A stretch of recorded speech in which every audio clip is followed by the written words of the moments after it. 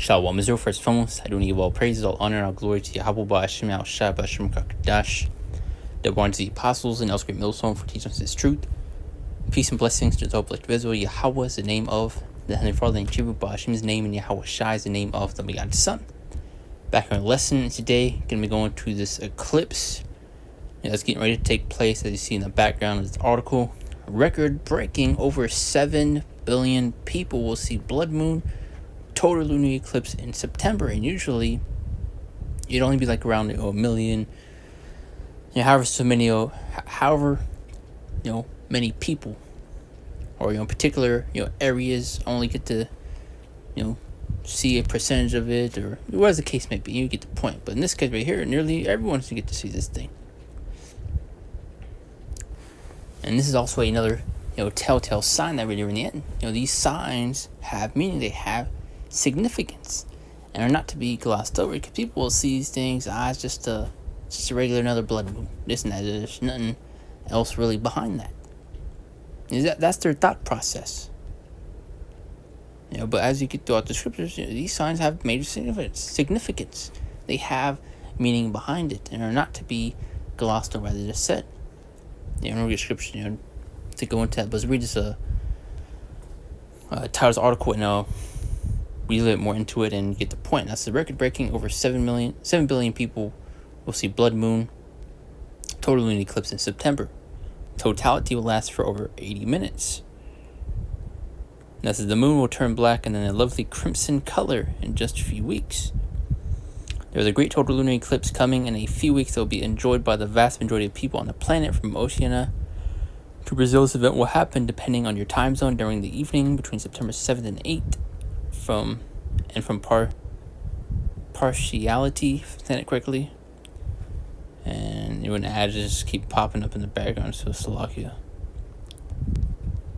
Try to read what I can. And it says, to the total spectacle in the so-called blood moon, and then back to partiality, it will take 3 hours and 29 minutes and 24 seconds. Let's see, read this bit right here. This tells us that 60% of the world's population will be able to see the whole show, and up to 87% of it will get at least part of the event. And that's what I mentioned earlier, usually you'll see other locations see, at least a little bit of it. Let's see,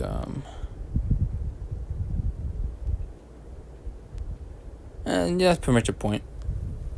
Just want to go into these signs within the heavens, and particularly speaking of these signs within the sun and the moon and the stars in Luke 21. But it's Acts the 2nd chapter, the 19th to the 20th verse.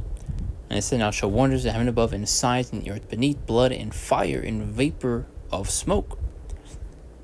So as we continue to progress later into these end days, continuing to near the end of this devil's kingdom, getting closer to our Lord Yahweh Shai's return, you're going to see a lot more things begin to happen, especially dealing with these end time signs, which is another, a teller, especially dealing with this blood moon, these eclipses that you are seeing.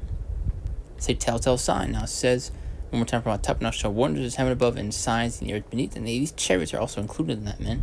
Seeing these so-called UFOs all over the world. Because you have a lot of sightings that will take place pretty much everywhere, especially here in Babylon the Great. And really, you've seen none yet. But seen one. "Beneath blood and fire and vapor of smoke," verse 20, "the sun should be turned into darkness and the moon into blood before the great and notable day of the Lord come." And these are the things that we are seeing. So it should be crystal clear with the type of times that we are in. But to the people of this world, it's just another day. They ain't worried about it. But the Lord has set up watchmen, prophets among you, to warn you of these coming times. And as I keep saying, these signs have significance. They have meaning. And there was a point I was wanting to go along with that, and I just lost my train of thought. and brought it back to I was gonna go into that eclipse that took place a while back. I forgot the exact year. I want to say 2023, if not 24, but going to that X, literally being formed over Babylon the Great, aka America. I mean, that's no coincidence. And it's going to show just how far out the Lord is, man, because that one line that was formed, which was an eclipse that took place a while back, I forget how many years ago it was, but you had that line formed, and then you had that somewhat most recent one form the other line, which formed an X over America. I mean, that's clear. That's no coincidence right there, man. There's obviously a meaning behind that. You also have that saying, X marks the spot. This is where especially the main destruction doesn't take place. But Luke 21:11, and great earthquakes shall be in diverse places, and famines and pestilences, and fearful sights and great signs shall there be from heaven. And this is part of it. Also, going back to the beginning of the year, you had that 6th planet alignment, if I'm correct. This is Jeremiah chapter 10 verse 2. Also another great point.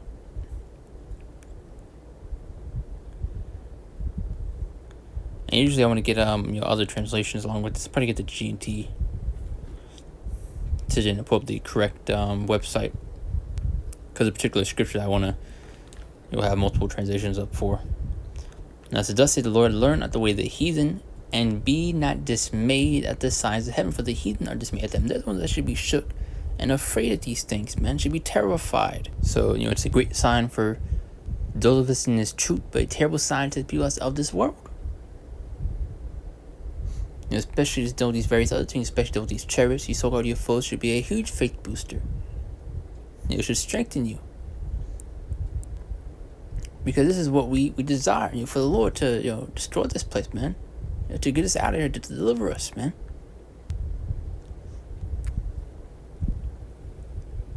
That's why people look at us like we're crazy when we get excited at the times that we are in, the things that are happening. Seeing these end time signs.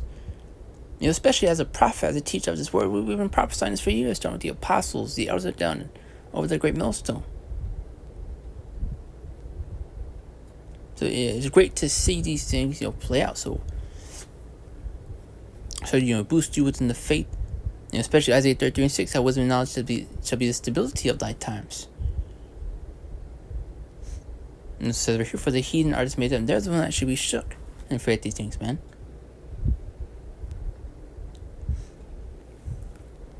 Excuse me. This is actually I was going to get another translation, so like G&T.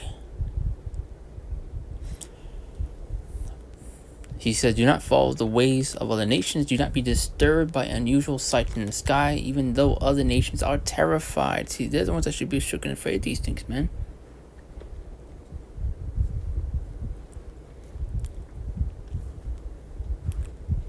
Luke 21:28, which I'm trying to scroll down. This phone continues to lag. And shall be signs in the sun and the moon and the stars, and upon the earth distress of nations with perplexity. This sea the waves roaring. That may point out these signs within the heavens, signs in the sun and the moon and the stars. And once again, it's listing off the things that we would see that would take place before Lord Yahushua will return. And upon the earth distress of nations with perplexity, the sea the waves roaring. I see in riots, protests at times. People begin to pretty much get more riled up, especially in a situation where Donald Trump pretty much sending out, I believe it's around 600 plus troops, but I mean less going into it. Pretty much martial law. To where, they're targeting Jake within the hoods, and, speaking fast, like, I made a lesson, going into that situation, that article, as well as many other brothers have, made lessons going into it. His stuff's getting ready to crack down, man. And you Jakes, you Israelites are the target. But it's still on the main track. And if you interpret that verse 26. Men's heart fell for fear and for looking after things which shall come in the earth, for the powers of heaven shall be shaken. So you're going to have these people have heart attacks, dying at the sight of these things. And especially at Lord Yahushua's return. And really you see people panicking now. Regarding these chariot sightings. You have these people literally panicking. The phone shaking from the recording. Verse 27. And then shall they see the Son of Man, Yahweh Shai, coming in a cloud with power and great glory. Now he's not coming back on a literal white puffy cloud. He's speaking of a chariot, a so-called UFO.